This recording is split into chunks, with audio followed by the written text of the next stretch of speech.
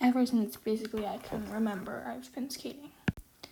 There are photos of me at like 2 years old at the ice rink in Vancouver with my dad skating. My dad grew up in Ontario, right about there. So ice is basically in his blood. He's been skating for like a really long time. And so it was just like a natural part of my life. I think that the fact that I've like always been skating has sort of affected my beliefs, because like I've always, like, skating has always been part of my life, and that's sort of always what I've believed. And also, like, this sounds sort of stupid, but like the little kid in me was like always thinking that every single person skated. I think that the part about my dad, like growing up in Ontario and stuff and all that skating, has also affected my values, because like I just, like, skating just has always been a big part of my life, and that sort of goes along with the beliefs, but like just I value skating. If you didn't know, I grew up in Vancouver, and I lived right about there, and if you notice, there is a like rec center right there. So I was very close to the skating rink, and that sort of affected like my location, because I could literally go skating whenever I whenever I wanted to. Since I was pretty young, I couldn't like actually go there by myself, but like my dad was pretty eager to skate with me, so we would go there a lot. When I lived in Vancouver, I also played on a very, very tiny and very, very beginner hockey team in Vancouver Angels hockey. Woohoo! There's me, the extremely bad haircut, but at least I was like skating and I was on the ice. I was bad, very bad, but I was skating and still like learning new things. And then, plot twist, when I was 7, I moved from Vancouver to North Vancouver.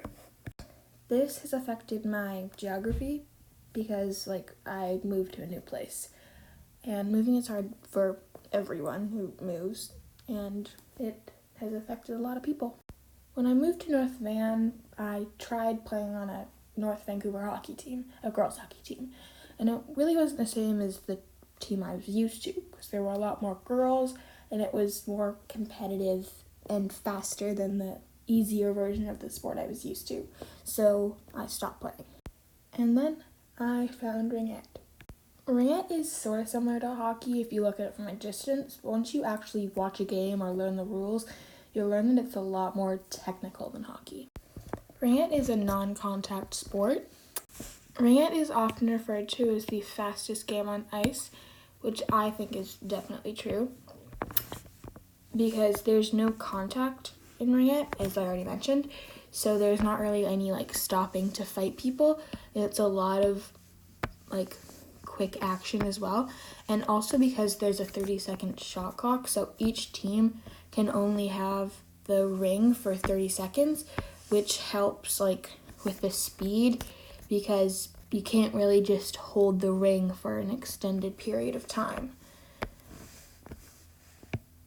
When I first started, I played at the U10 level. You play at one level for 2 years and then move on to the next level. So there's like U10, U12. When you get to U12, it gets a bit more competitive. There's an A and a B level. I'm on the B level. I have always been on that level since U12, and that's where I'm the most comfortable, because I don't really like trying out for stuff, and for A, you often have to try out. And then U14 comes around, and now it's getting a lot more competitive. You play finals and tournaments where you can win medals, provincials at the end of the year, like in faraway places in BC. This year they're in shoe swap. And there's also a chance to get on to the BC Winter Games team, which is a really big deal. And also, another thing that it was really affected was that a lot of people drop out of sports at this time, because like they're starting high school and extracurricular activities can be hard to manage. I think going up a level has affected my time, because it's been more challenging. I think it's also affected society, because more people this age are like figuring out their lives and what they actually want to do. It's also affected my knowledge, because as I grow older, I learn more about the sport. My first year of U14 was interesting. My team didn't really work together. We didn't really know each other that well. But now my second year, which I'm starting, is going really, really well. My team is good. We've been surprisingly winning a lot of our games and against teams that we never ever thought we could beat. And just a couple weekends ago, we had a tournament. We made it into the semifinals, which none of us ever expected to happen. We didn't end up going to the finals or anything. We lost our semifinal game by a lot, but we beat some really good teams, and I can't wait for our next chance to play them.